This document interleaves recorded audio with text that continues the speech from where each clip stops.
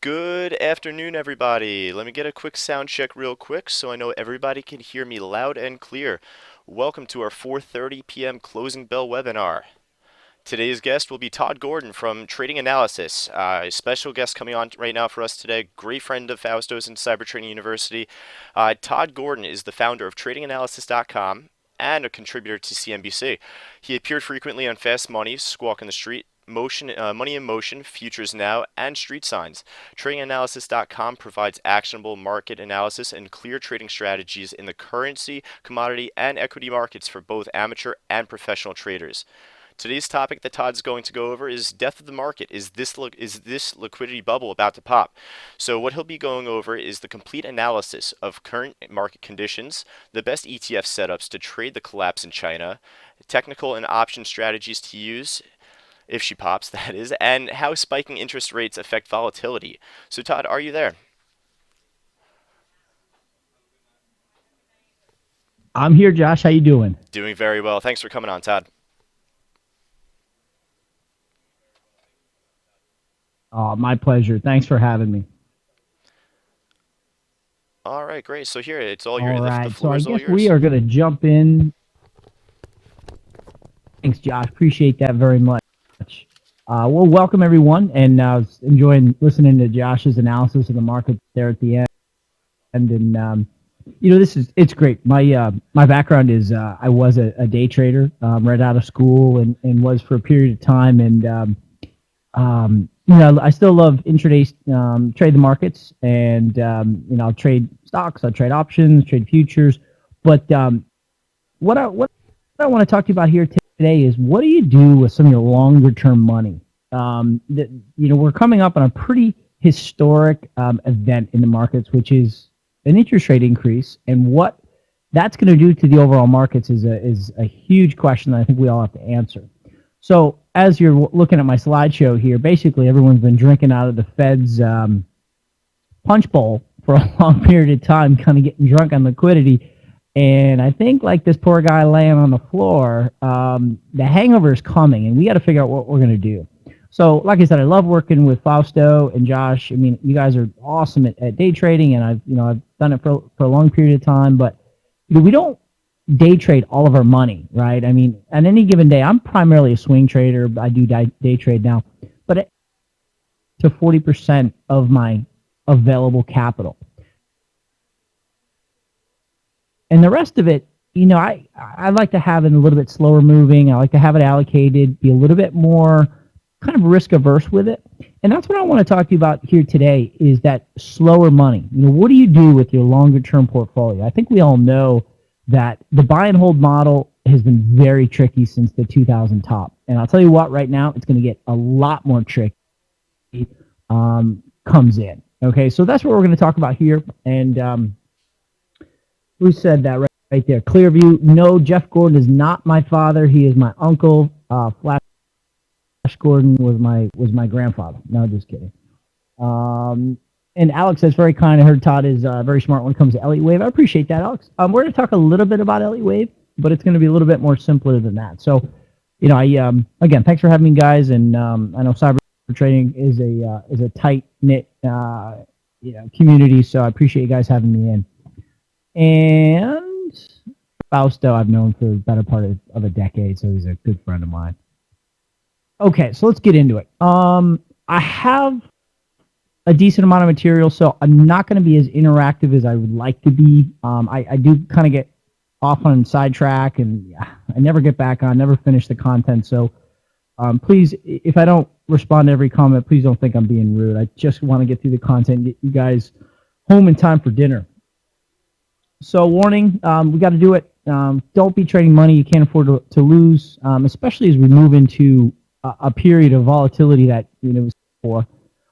Things are going to get real. And if you're trading capital you're not comfortable with, you're comfortable losing, if you're new to this game, guys, you're going to go through a couple of accounts before you really figure this game out and you feel confident in where you're at. So this is a dangerous game. I'm not the guy who's going to tell you you're going to get rich quick. That is not me. I'm the first one to tell you trading is like a boxing match. You're going to take some shots, man, and you're going to give some shots, get back up off the mat, and try to win the decision at the end of 12 rounds. Okay, I am not a guy who's going to tell you this is easy, get rich quick. No, this is a lot of work. You got to really enjoy doing the work. You got to love doing it. You got to be able to take a beating every now and then. You got to be okay with having your ego bruised, because that's what markets are designed to do. Okay, so that's what it's about. Okay, so why are we coming up on a huge period of volatility? Well, every time the Pope leaves the U.S., there's a major crash. 87, the Asian currency crisis, Russia, tech, housing, and here we are again. Pope Francis just left in September. No, just kidding. Funny chart from Business Insider. Here's the reason that we're seeing volatility. 500 on top of EEM. This is an ETF that tracks emerging markets. And I have the breakdown up there for you. About 50% of it is Asia. Okay. So what everyone is getting all hot and bothered about here is this drop right here in EEM, emerging markets. Okay. China's fallen off a cliff, pretty big drop, and it's beginning to impact the S&P. The other thing that's interesting is the correlation between crude oil and emerging markets is very, very high. Where emerging markets goes, crude oil goes. Or probably it's more like where crude oil goes, emerging markets go.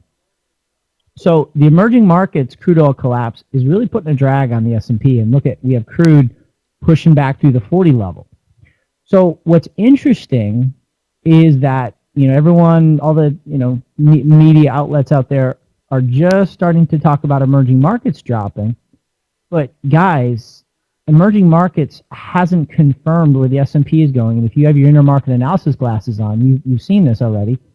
Emerging markets topped out in 2011 and have pretty much been making lower highs ever since, where the S&P topped out in 2011 and then went from, let's call it, 0 to another 150% gain. Right? So emerging markets haven't confirmed where Western markets are going for years. So it's just kind of funny when everyone's all of a sudden talking about this. I am not here to scare you. I am merely here to prepare you. I think we have a serious period of volatility. I think this divergence has only begun to unwind. And if it really does unwind, this divergence, things are going to get crazy. And again, I've been trained as a day trader. One of the truest things I learned trading growing up was you're going to make between 20 and 30% of your money during 70 to 80% of the time. No, let me say that again backwards. Sorry.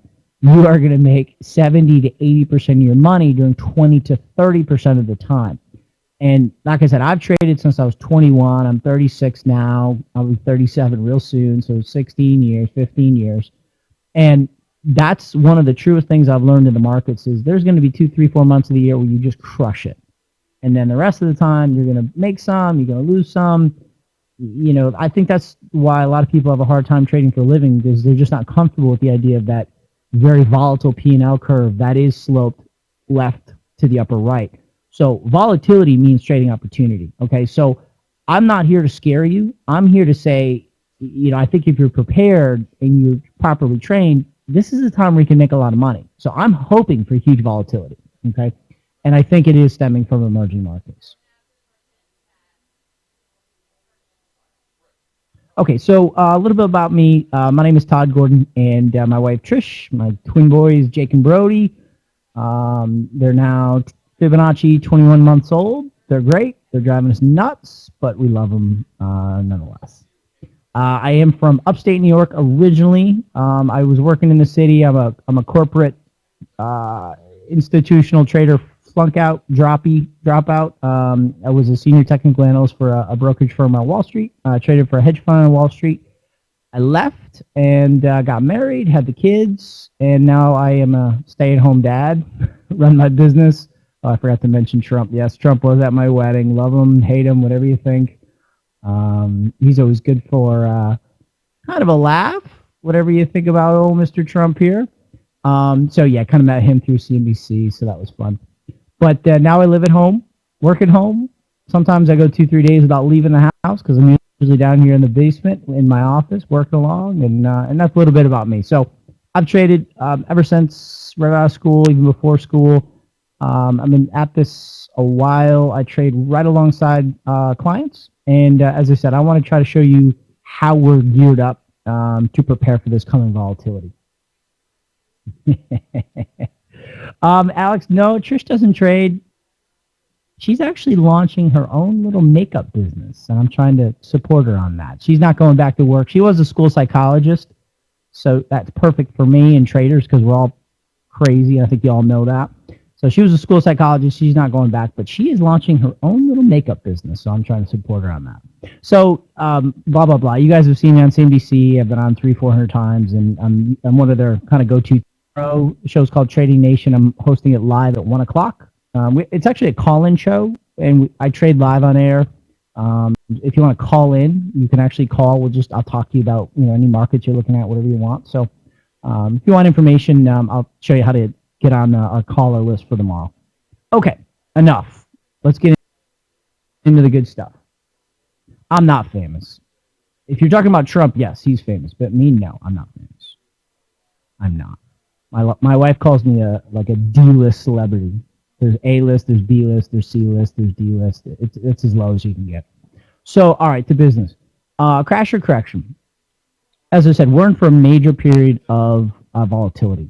The Fed is really kind of painted into a corner here, and they're in trouble. Okay, so I'll take you through that.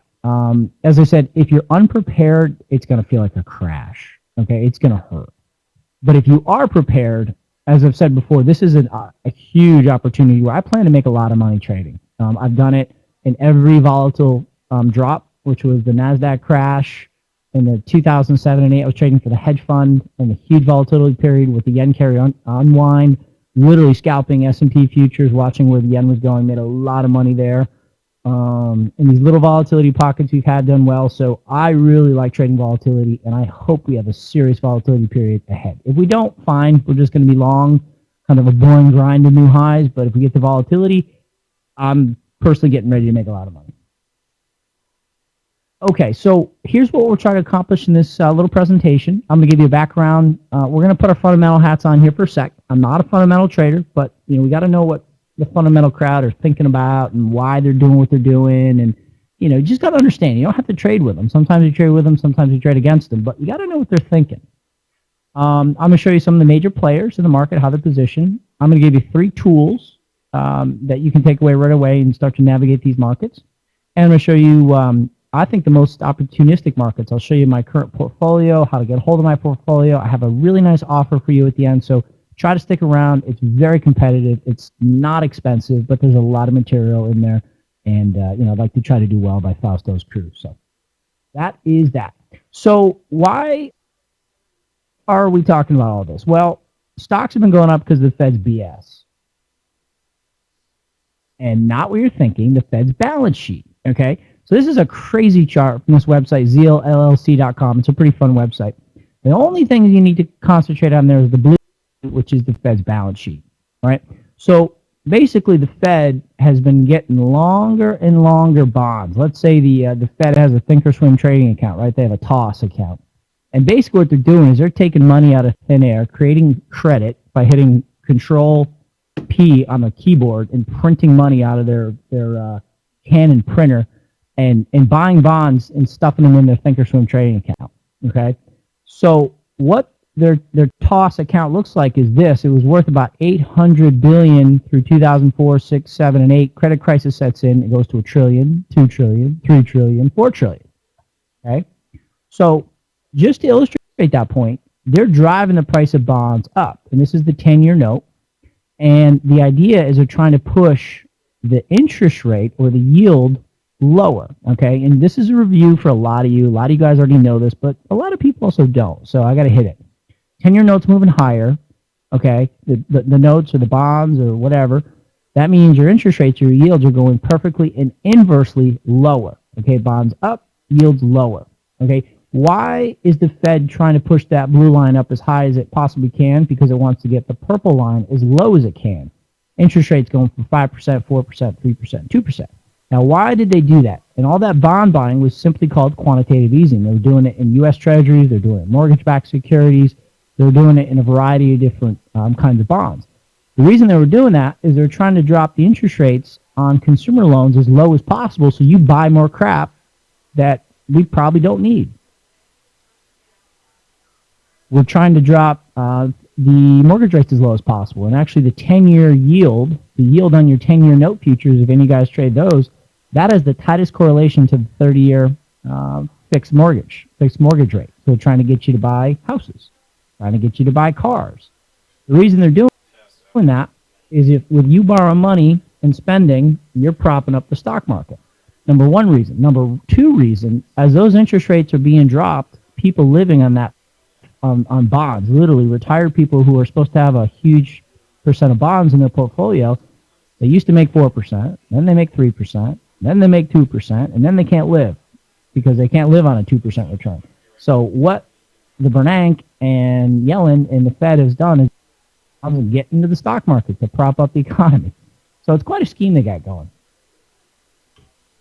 Clearview, by fundamentalists, do you mean smart money? No, I would never call fundamentalists the smart money at all.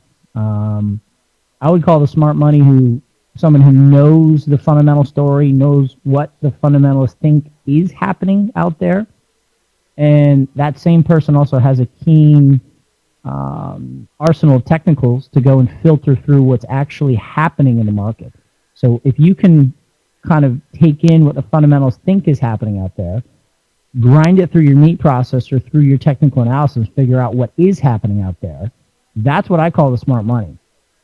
You know, there's a difference between what people think should be happening out there vis-a-vis your fundamentals and what's actually happening out there vis-a-vis your technicals. And when you combine those two, that's what I would call smart money. So what we're talking about here is the Fed has dropped those interest rates as low as possible to stimulate the economy. Now, the Fed has control of the shorter-term interest rates, generally 2-year treasuries and less. So as the Fed is dropping those interest rates, 2-year treasuries and shorter really aren't moving because the Fed's interest rates just pinned right to the floor. So the Fed is possibly set to raise interest rates for the first time since like 2006 or 7. Okay, so for a long time. You know, we're coming up on a decade since the Fed has raised rates. So, you know, what does all that mean? So before we jump into that, you know, this is, you know, good conversation. Clearview says, he says, you know, is that the smart money? Well, just because you're fundamental and you sound smart doesn't mean you're smart money at all.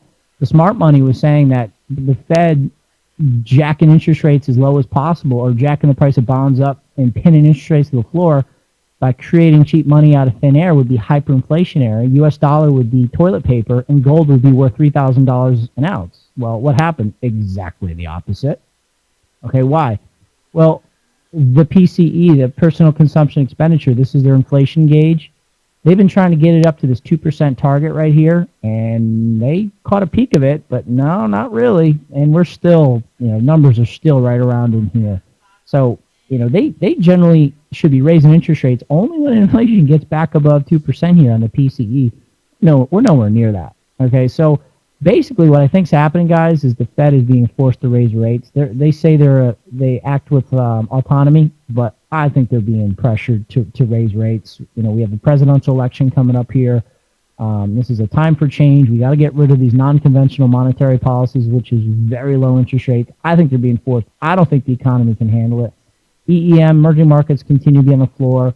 We are still suffering from deflation, disinflation, which is falling price levels. I understand there are some increasing prices out there that you might see at the supermarket, but I'll tell you what, the end prices that consumers are seeing might be higher, but at the producer level, commodities, you know, you're seeing huge drop in commodities, and you can't tell me we're in an inflationary market with commodities dropping as sharply as they are. Basically, what companies have done is fired as many possible people as they can to keep their costs as cheap as possible to begin to make a profit. So, you know, I think the Fed is kind of painting themselves in the corner here, and I think that only results in one thing, which is market volatility. So let's get right to it here. One of the trades that I'm holding in my longer-term portfolio is the dollar. The way I'm holding this is the UUP, which is the ETF that tracks the dollar. You can buy it for $25 a share. We have a full position on. And this is the daily. You can see on the monthly, you know, we've broken down for years. And then all of a sudden, we've broken through trendline resistance, okay? So this was the credit crisis back here. Every time the stock market would drop sharply, the dollar rallied. Okay, so this strong rally in the dollar was a sharp drop in the stock market. The dollar in our treasury market acts as a safe haven, okay, when things get crazy around the world. So even though the U.S. started the housing crisis, money exited international holdings, went into our short-term treasuries. You can't come in and buy our short-term treasuries with euros and yen and Aussie and Swiss. You got to change it into dollars to buy our treasuries. So dollar got real strong when stock markets got real scary. So if I'm right, the dollar does have the ability and has demonstrated in the past to be a safe haven currency in a falling stock market. That's on the downside of equities. If I'm completely wrong and the S&P is going to 3,000 here, I also think this trade makes money because if the S&P is moving higher, the Fed is probably raising rates. The rest of the world is not. And with our interest rates going up, that makes the U.S. dollar more attractive because that just simply means more that can be earned on investments in the U.S. from international investors. So if stock market falls, I think the dollar goes up. If the stock market goes up, I think the dollar goes up. So I'm long UUP. Okay. Letta, no problem. We'll catch you next time. All right. So I don't listen to too many talking heads, but this one's interesting. Robert Shiller, he's the co-founder of the Case-Shiller Index, Housing Index. He has valuations that are saying people are basically the most scared of valuations since right before the 2000 top. So people are very nervous about valuations of stocks up here. Schiller thinks the S&P goes to 1,300. That's a big drop. I'm not even that bearish. I'll tell you that right now. Bill Gross. Bill Gross says Americans are being cooked alive by Fed zero interest rates. So he's saying right here it's a saver's nightmare. It's forcing people into the stock market. Okay. And then the other thing that's interesting is he points out that the Fed was trying to drop interest rates, expecting corporations to borrow that money cheaply and then build out their infrastructure and hire employees. Well, they didn't do that. They fired employees.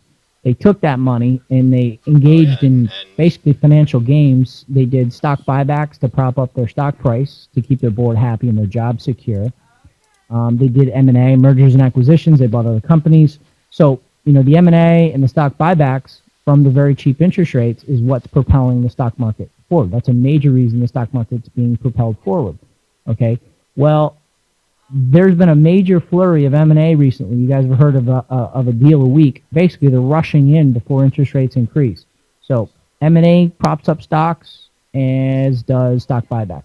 That's probably going to dry up, and that's a major source of stock market strength. Another one is Bob Prechter, Robert Prechter, modern-day Elliott Wave ambassador. Okay, I know Elliott Wave gets kind of a bad name out there because it's pretty involved and it can be a little subjective. But Bob Prechter, pretty widely followed, he sees the Dow below 1,000. I mean, okay, I got it. I mean, that's crazy, right? I mean, the Dow's at 18,000, 19,000, the Dow to 1,000. I mean, okay. I understand. But let's just remember, people fear what they don't understand, hate what they can't conquer, says Adam Smith. He's the modern founder of he's the founder of modern economics, Scottish guy. But let's don't take my word for it. Let's hear from Paul Tudor Jones and George Soros, two guys who I'm sure you've heard of, what they think about Prechter. Soros is in the New York Times in '87, basically saying in here that when Prechter told people to sell, his research subscribers to sell, he was saying that reversal proved to be the crack that started the 1987 avalanche. So Soros is in the paper giving Prechter credit. Soros, in 2015, was reported to be holding almost $1.3 billion worth of stock index puts, IWM and SPY. So Soros is short. Tudor Jones, he's another one that I hope you've heard of. He's donated over $1 billion to a charity. He's worth over $3 billion from his hedge fund, Tudor Investments. If you've never heard of him, you've never read the most important book I think you should read as a trader, which is the original Market Wizards. Because Tudor's in there saying, quoted right from the book, the reason he's been so successful is the Elliott Wave theory allows him to create incredibly favorable risk-reward opportunities. I attribute a lot of my own success to the Elliott Wave approach. That's Tudor, my personal trading hero, one of the best hedge fund managers in the world, talking up Elliott. I've been to two of Tudor's fundraisers called the Robin Hood Foundation. Each night, guys, I watched them raise $50 million in like 3 hours. Last year, it was Katie Couric who hosted it, and Paul McCartney was the music. Bon Jovi played 3 or 4 songs. Like A-list celebrities walking around everywhere, crazy, and that's Tudor. Okay, but that's who's talking and who's behind Proctor. So call Proctor crazy, but he's got some heavy hitters behind him, and in fact, he helped Tudor Jones get short for the '87 crash, and Tudor made $100 million payday in 1987, which is unheard of. So, before we call Proctor a crackpot, that you got to kind of think of the people who are behind him. So the reason I'm kind of hammering on Elliott wave here is there's an important Elliott wave pattern that we just came from, which is called an ending diagonal that we're going to call the death wedge. It occurs after it results in explosive downside resolution. They're like unicorns. They're magical if you can catch one, but very hard. So here's what it looks like. Okay, it's just a simple rising pennant, rising wedge, whatever you want to call it. Elliott assigns different values to each wave, and it's a 5-wave move. But if you connect the highs, connect the lows, at some point they're going to connect, which means it's a consolidating wedge. It happens when buyers are getting real tired and they can't get any more upward extension. Okay, the reason I bring this up is the S&P just came from one. Okay. So this is a chart that I posted to research clients on June 17th, 2015. And in there it says we're looking at fib resistance from 2161 to 2170, which sets up a potential 20% drop. So here's that death wedge. You got up, down, and I was looking for one more little push up to about 2160. And I had orders to sell the S&P up here. I mean, I was going to be short futures. I was going to sell calls above. I mean, I was going to get short. We only got up to like 2135. We didn't quite break to that upper channel there, and we dropped away. Okay, so I missed the top, but we definitely traded the heck out of the drop here, and we did really well in the volatility. So I'm going to show you, where we are here in the wave count. The point of this webinar, I'm not trying to teach you Elliott wave. Leave that to me. Let me handicap it for you. Basically, what I was looking for is one more drop down to about 1800 to complete wave 4, and then we rally up. Okay, so where we are now is we actually fell a little short. We got down to about 1900 there in this wave 4. Let me just go back. I'm looking at this red 4, this red circle 4. I was thinking we get down to about 1800, 1850. We only got down to 1900 and then go up. So here's where we are in the wave count. Okay, so there's that red 4. I think we're going to have one more little move up. I am net long right now in my portfolio. I am long in my short-term option service. I think we're going to have one more little push up to about 2,500, guys. And then this is where I think the volatility comes in. Okay, this is the whole point of the webinar tonight. I think we are going, for my wave count, into a massive period of back and forth, huge price swings between like 2,700 and 1,800 in the S&P for like the next 3 to 5 years. Okay, so I think the easy money for buy and hold people, mutual funds, hedge funds, I think it's over. Okay, they are going to get skewered in here. They are not going to know what the hell to do. Okay, you and I are not going to be in that position. We are going to excel in this position because there's going to be a lot of back and forth, a lot of price movement, but trend following crowds are going to get crushed. Okay, as day traders, guys, I know you're learning from Cyber Trading University. You guys are going to love this period. Okay, I've been through several volatile periods as a day trader. This is what you live for. This crap in here, a 13, 14, 15 VIX as the S&P is just grinding to new high. That is so boring. Okay, that is just buy and hold, go away for 2 years, and whatever. It's so hard to trade with like a 7, 8, 9, 10 point S&P range. In here, guys, you're seeing 30, 40, 50 point S&P ranges a day, right? That's what you like to trade. I think you're going to see that for a long period of time, which is great for day trading.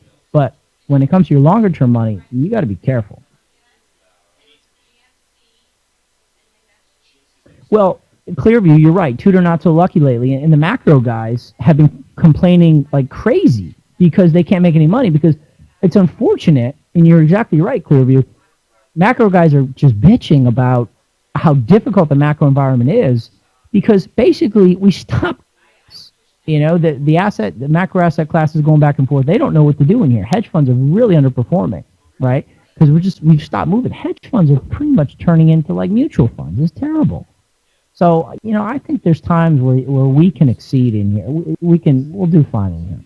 So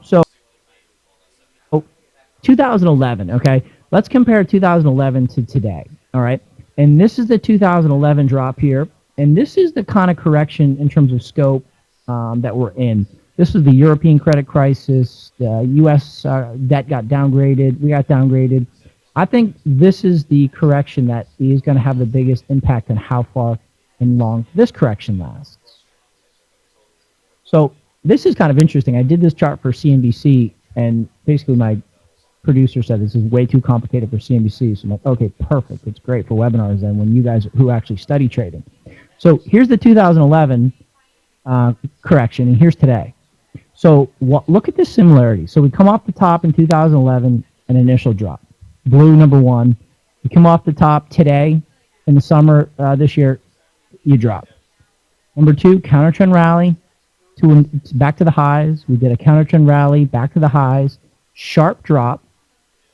Then you do a double bottom.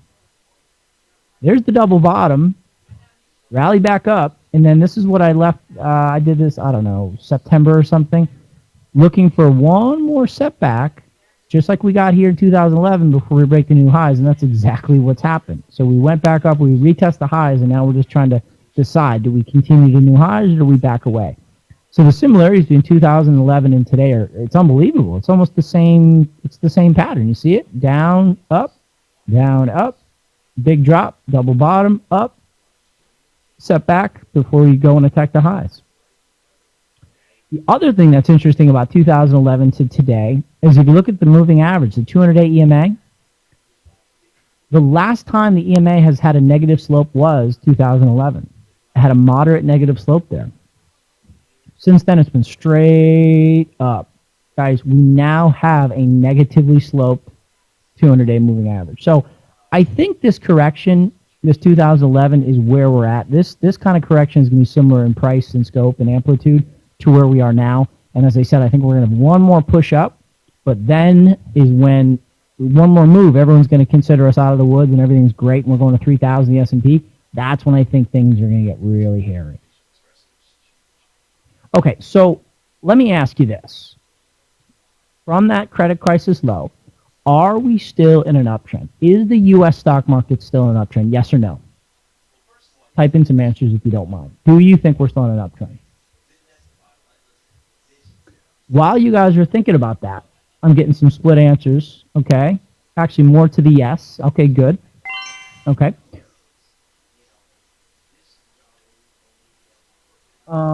Okay, I got some split answers in there. So, okay, so let's think about this. Now we're going to start to jump into some of the trading tools. Stock market uptrend. Okay, currently in grave danger. Has almost traveled 300% in 7 years. Okay, so looking at a 1,000-point move today compared to a 1,000-point move in the Dow back in 2009 is like comparing apples to oranges. You just can't do it. Okay, so let me make this point. Here's the Dow from the absolute low, credit crisis low. We go about a 4,900-point rally until we get our first major swing down. Okay, so we get from the low up, and that's going to be our, well, we'll just take a snapshot. That's a 4,900-point move in the Dow, which is 78% rally. If you do 4,900 points, if you drop 4,900 points off the low, off the high, excuse me, of the Dow, that was only a 37% move. So what I'm saying up here is 4,900 points up here in the Dow only represents 37%. Whereas 4,900 points down here represents double that. It's 78%. Okay? So a 4,900 point move down here is twice as significant as it is up here. Okay? And just to drive this point home further, we are now on what you call log scale. It is a setting that's available in almost all packages out there, charting packages, such that a percent change distance between two price levels is the same distance on your actual computer monitor, regardless of what price you're at. So 10% move on your price chart represents, let's say, 100 pixels on your computer screen. That same percent move still needs to represent the same amount of pixels on your computer screen. I'm going to show you what that means. So again, this is probably repetitious, but stock goes from 100 to 120, $20 move, that's a 20% move. Stock goes from 150 to 180, that's $30, still a 20% move. Stock goes from 200 to 240, $40 move, still a 20% move. You get the point. Maybe not. What is the point? If you are looking at these long-term huge percent change moves, 300% moves over 7 years, and you're not using log scale, your trend lines, your candlestick analysis, your Fibonacci analysis will be wrong. Okay, exactly. The beauty of mathematics is pretty wild. This is going to drive it home. So I asked you guys, are we still in an uptrend? If you look at the S&P and you just draw a trend line analysis from the lows, okay, you got a swing low here on your default arithmetic scale. Any chart you pull up is going to have this as the default. And you can tell because look at the distance between the numbers. 400 to 600, that's 200 points in the S&P. 200 points is the same physical distance on the computer screen as it is from 2200 to 2400. So by using the default setting on your charts, you would say the S&P is well in its uptrend. And we're not even close to breaking uptrend support. But if you switch over to the log scale, which again is a setting that's available in all major charting packages, you redraw that trend line. Guys, we broke uptrend support. Okay, and this is the proper way to do it. I use a log scale setting on daily charts and above all the time. Right now what we're doing is we're coming back and we're retesting the backside of that trend line that was support, now offering resistance. So guys, I think the stock market uptrend has been broken. How about crude oil? Crude oil on the regular scale, connect the lows. I mean, anywhere above 40, 41, 42 on a monthly closing. If we close back above 45, we're still in an uptrend on the default setting in crude oil. Over to the log scale, guys, we broke support at like 65, 68 bucks months ago. So crude oil is already in a downtrend. Apple, stocks like this that split a bunch, and when you look back and the stock was trading at post split 2, 3, 4, 5 bucks a share, that's a much different picture compared to the arithmetic. Apple's still in a well-established uptrend.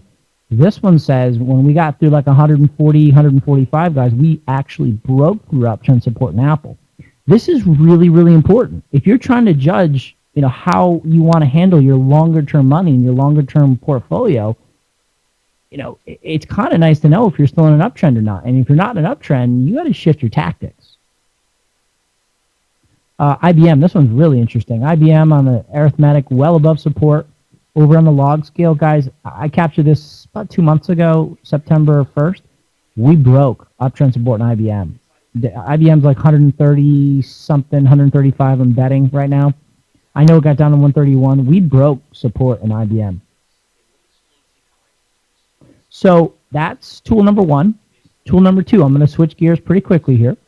This is a little bit more of a fib and Elliott wave pattern. Okay, it's called a measured move. I'm sure you guys have heard about it. I use it all the time. So if you're in an uptrend, okay, what you want to do is look to the prior trend in the same direction and basically just measure the distance.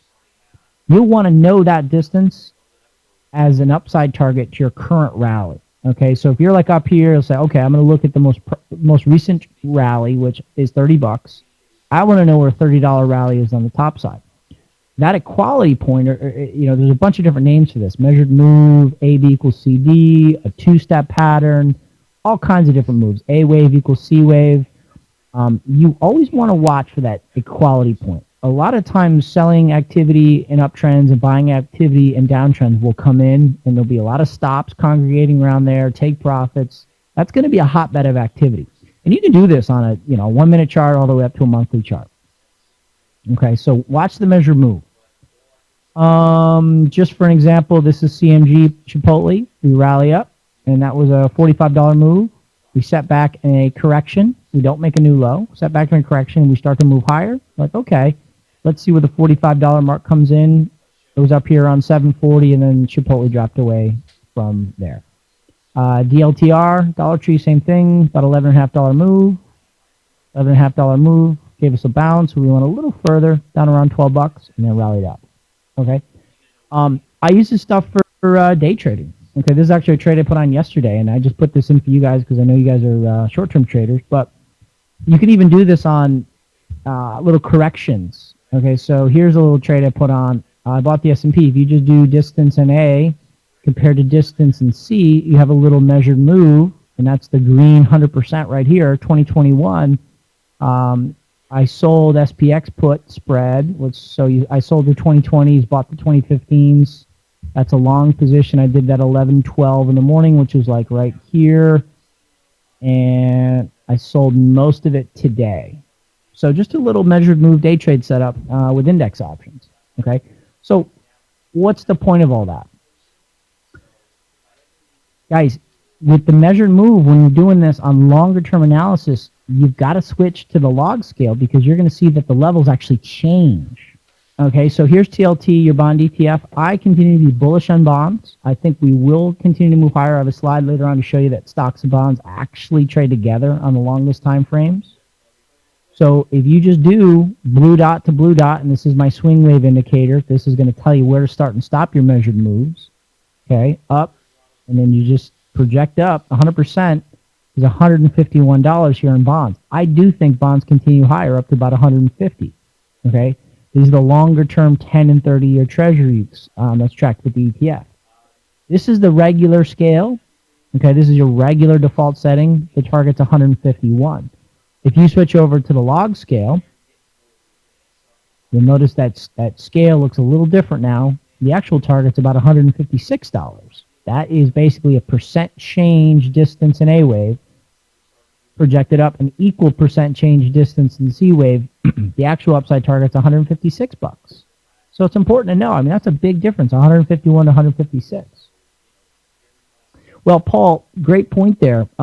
Even with interest rate hikes, the Fed has control of the shorter term treasury markets, like 2 years and less. The TLT tracks the 10 and 30 years. The Fed doesn't have control of those. So these guys can actually rally. And I have a chart here a little later on. I'll show you that the 30-year bond actually has a positive correlation to the stock market in the last 35 years. S&P and 30-year bonds actually trade together. So the TLT can move up with stocks moving up. But very few people realize that. Good question, though. I have a spreadsheet built out, and I do have an offer for you guys at the end. I'm kind of dragging out, and I'm sorry if I'm putting anyone to sleep here. This is a screenshot, and basically, if you don't want to go through all the work, you can just plug in the numbers anywhere in red. I have a spreadsheet built out to give you the measured move projections for bear trends and bull trends. This is a screenshot of Excel. So those are measured moves. They are awesome trading strategies. They provide fixed targets, which allows you to plan your exits ahead of time. But like I said, they are jeopardized by these huge moves that we've seen over the last 6-7 years in stocks. So we got to look at log scales. Just driving that point home again, this is Alibaba, short Alibaba. I had the linear scale up. Measure move was $55. I'm like, let me try to stay short and get down to the $55 mark. Bad move, because if I'd switched to the log scale, I would have seen 100%. The measured move was up actually around $60. Okay, we did a double bottom on measured move. I had to cover my short up here. I didn't make as much money as I was up, and we kept moving higher. Right, so the measured move over here was $55, but if you go over to the log scale, it was up around 60. Okay, so daily chart and above, you want to use that log scale. Yeah, were you short Baba, Paul? That was nasty short cover. Okay, so tool number 3. Yep, that was nasty. And China was so weak too. Sorry, my kids, I got a cold. Kids are both teething, so when they're teething, they get a cold, and that means the whole family has a cold. Okay, above average true range. I'm going to go a little fast here. I'm taking up way too much of your time, but this is an indicator I use to figure out when the crash is over. Okay, you've heard of average true range. This is above average true range. So I'm just going to go and show you the last 5 crashes, show you where they went, show you where we are now. I'm going to make you a nice offer, and then we'll get you out of here. Okay, so these are average true range bands that I use, and we'll call them standard deviations. The middle dotted line, that's your middle band. Okay, the first thin one is your +1, AATR. Your next one, your thicker one, is the +2. Same thing on the downside, -1, -2. You don't have a good correction until you get down to really test at least the -2. Sorry, I mislabeled those. Those are -2 and -3, not 1 and 2. That's 2 and 3. Sorry, that's terrible. Sorry. The first one is -2. The next one is -3 standard deviations. Okay, so that's a mislabel. Apologize. So the 2008 credit crash got down to the -3, well outside the band. So we certainly qualify there. 2008 crash, we went down to the -2, did tag the -3, eventually double bottomed on the -3 AATR, and then rallied back up. 1987 crash. This is actually a very orderly crash. I'm sure it didn't feel like it at the time. We're up at the +3, and then we dropped down to the -2. We didn't actually get to the -3 on the 87 crash. We just got down to -2, and then we went on our merry way. 1974, we got down to -2, a nice double bottom of -3, and then we went on our merry way. 1929 crash. First one got down to -2. We rode along -2, and then we just tested the heck out of -3 for years. The Dow bottomed out around 40 in 1929 and then rallied back up. So here's where we are now. We have not tested either the -2 or -3 AATR anywhere in this rally since the credit crisis low. I think we're going to go back and test the -2 and the -3. That should take us down around 1600. So, is this a crash? Is this a correction? What are the increase in interest rates going to do to us? I don't think it's going to crash us. The Elliott wave count says, as I said in the beginning of this presentation, we have a lot of back and forth, a lot of high period of volatility. That's what I think is going to happen, and that's how we're going to be preparing for this. So, guys, as you can see, I have some tools laid out for you. I've got a lot more to show you, but Tony Robbins, I love this quote: "Anticipation is the ultimate power. Losers react, leaders anticipate." If you can anticipate what I think is going to happen in the next 3 to 5 years, I think your day trading is going to be great. But I also think you can do pretty well with your longer term capital as well, putting on positions for a couple months. So as I said, this is completely your choice. I don't know if we have time to bring up charts, so I'm going to push through, but maybe you guys can let me know what to do. As I said, if you're unprepared, what I think is going to happen is going to be pretty stressful, scary, outright dangerous. But if you're prepared and you have the tools, you have a game plan laid out, I think it's going to be great for you.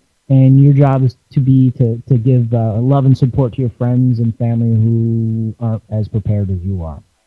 Okay, so if you have the right tools going into battle, you will be tough to beat. Okay, so I have a complete game plan laid out. We did a really, really nice course in October. We are now in the live trading portion of it, so you guys can still get involved if you like and get every bit of value as everyone else. So this course is called Crash or Correction. Top 5 tools, every pattern. Top 5 tools in the trader. Tools and patterns every trader must master. I taught it, but I can't say it.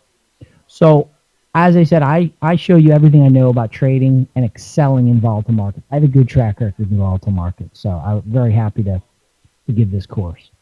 As I said, you can expect to make between 70 and 80% of your profits during 20 to 30% of the time. I think we're coming up on one of those times. And I have a portfolio newsletter I'm going to tell you about in a second. So I share my tools, techniques, preferred markets, and strategies to trade during this volatile period. This is the bonus that I'm most happy about. This is currently the portfolio newsletter that you will receive as a bonus. It's going to come out every week. And what I did was actually open up a live account. I put $25,000 in an Interactive Brokers account. And I'm just trading this thing live based on all the tools and techniques that I'm going to teach in the online course. I'm going to trade this live. You're going to get the exact positions, and you're going to receive this once per week. So this is actually my account right here. So this is my Interactive Brokers account with the $25,000 in it. We're down a little bit of money right now because, as I said, we are net long the market, and things are coming back very well. So I'm going to trade that live using the strategies that I teach in the actual class. Okay, so you get that once a week. So I've said it a couple times, volatility like this occurs just a handful of times per decade. I do believe this is a good period coming up for trading. So I'm going to show you how I like to do it. This is for traders who want to comfortably navigate coming choppy waters. This is also, if you know that the buy and hold model is tired, this is, I think, investing 2.0. This is for people who can follow a simple set of rules and directions, but you got to put some elbow grease into it. You got to put some work into it. This is not the holy grail. We don't trade FYE for your entertainment. I'm not going to have you on your yacht with the Wolf of Wall Street by March. This is for people who like to be decisive and move ahead.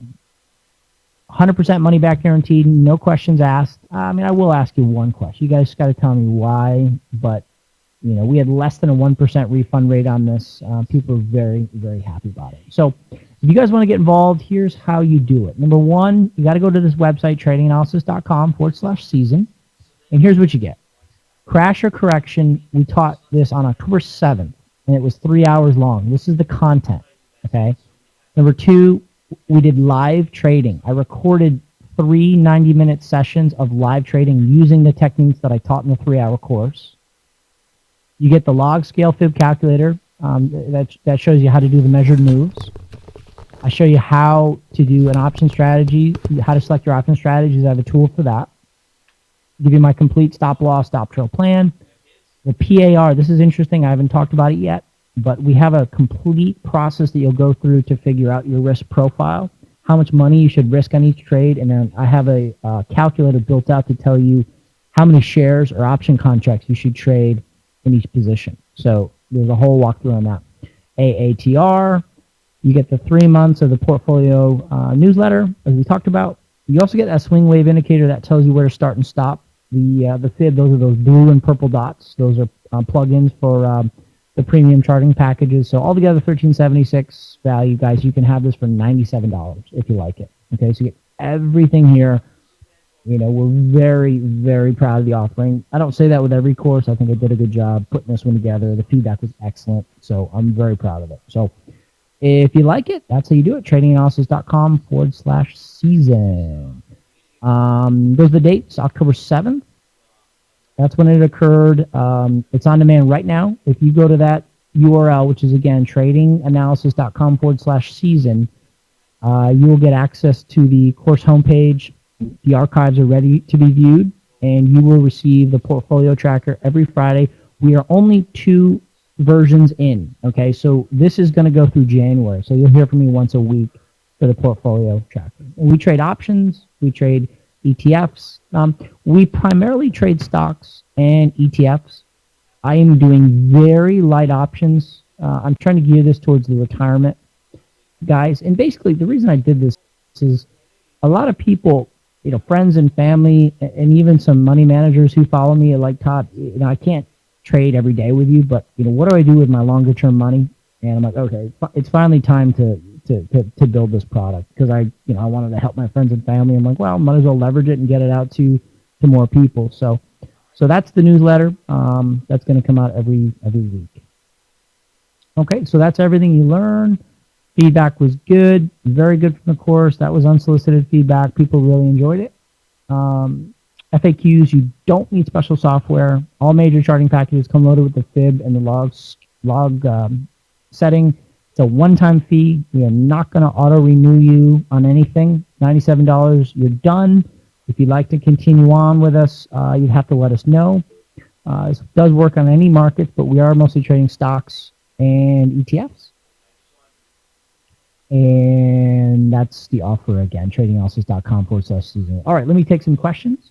Yes, the indicator is for TOS, not interactive brokers, because they don't let you program to their charts, right? So, and all I'm talking about is the swing wave indicator. Okay, this swing wave indicator, but this is kind of it's not imperative for the course. You do have the log scale fib calculator. So if you don't have even advanced charts, you could just plug the 3 numbers in and it'll give you the projection. But if you want to put the purple and blue dots, and basically have a whole course showing you how to start and stop your Fibonacci analysis with the swing wave indicator, we have it built for TradeStation, eSignal, Thinkorswim, Motive Wave, Sierra, Ninja. I think I'm forgetting a few other ones. I'm definitely missing it. Yep. Again, no, not Scott TradePaul, because you can't program to their charts. Right? If it's a broker without a premium charting package, It doesn't work. We do have it built for toss, thinkorswim, because you can program to their charts. They have an awesome charting package, so we have it built for toss. And in fact, um, here it is on toss here.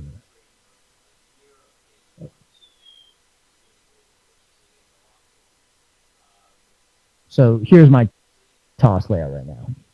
So you guys are talking about Netflix. So the blue and purple dots are basically where I start and stop the fib. And if you want to do those measured moves, you got to be sure you have log scale on and toss, which is right there. Okay, and then the simplest way is, here's your +2, +3 ATRs, fib, extension. You go blue dot to blue dot, which just very simply lays it out for you. Your measured move target's 128 in Netflix. So I actually really like this trade, and if the stock market wants to continue higher, I'm getting after that trade in Netflix. So I like that. Okay. Grant, enjoy those twins. Thanks. They grew up too soon. Yeah, it's already getting crazy, Grant. You're right about that. Yeah, you guys can buy online right now, tradinganalysis.com/season. And yeah, it's good. As I said, you can start viewing right away. And I'm pretty proud of the course. I think it did a good job putting it together, and I won't say that about every course I do. So some come out good, some come out not so good. I'm pretty proud of this one. So this is good. Tony Robbins is the best. What's funny, Scott, is Tudor. You know this, I'm sure. Paul Tudor Jones, a hedge fund manager, talked about pays Tony Robbins $1 million a year just to talk to him and answer his emails and be his head coach. So Robbins works with Tudor Jones. So that's pretty awesome. Yeah, some say we're looking at the 1929 crash. I mean, anything's possible. And guys, as you go through the course, you'll basically see I don't care what happens. I mean, I do want to see it sell off because I think it's easier to make money that way. But if we just keep grinding new highs, that's fine. You're still going to use the same principles. But I show you basically, the ETFs and stocks I want to trade on the downside, the sectors that are most susceptible on the downside, the sectors that should show relative strength if stocks move lower. So, if we go higher, that's fine. We're going to get long the high beta stuff like tech and discretionary. And if stocks drop off, how do you position? Where do you put your money? And we look at it on either side. Those are not Bollinger Bands, Deepak. Nope. Kirshnan, this is yours to keep forever. Not limited time. You'll have a login, and we're not taking it down anytime. Hey, Paul, just purchased this. Looking forward to working with you. Great, Paul. My pleasure. Looking forward to working with you, so thank you. Every day they talk. Scott, what do you mean there? Philip, what's the option strategy selection tool? So I show you when we want to be long options, when we want to be short options. There's a tool that I have set up on thinkorswim for you to show you how to do that. Okay, let's see. Any other questions? I don't know about every day. Is that true, Scott? Tudor Jones is coached by Tony every day. I heard that it was once a week, and it's funny. My old CEO, the guy who I used to work for before I left to go out on my own, he worked for Tudor. He was a portfolio manager for Tudor. So that's how I kind of got into Elliott Waves. My former CEO was doing Elliott and working with Elliott with Tudor. So that was pretty cool. For this, Lee, primarily outright stock. I have, my day-to-day business, as I said, I'm a short-term trader. I'm a swing trader by nature. But, obviously I gotta manage my longer-term money as well. My day-to-day business is here at tradinganalysis.com. And if you go into the members area, we have the chart room, we have the trade desk, daily video. This is all members content. So basically what I do is lay out the major markets and stocks we're tracking, 3 different time frames, and you just pop it out. Chart comes here. I give you the commentary. Here's the trade desk. So every position we put on is outlined, details of each trade. Most of this is options trading in here. This is short-term options trading. You'll hold a position for a week or two. And then I do a daily video every day, lay out the minutes and seconds where I talk about each product. If you want to skip ahead, my man cave, I kind of put some relevant market stuff, sometimes some irrelevant market stuff, trading tutorials. So that's my day-to-day business. Now here's the thing: if if you guys wanted to take a trial here, they're going to charge you 47. Pardon me.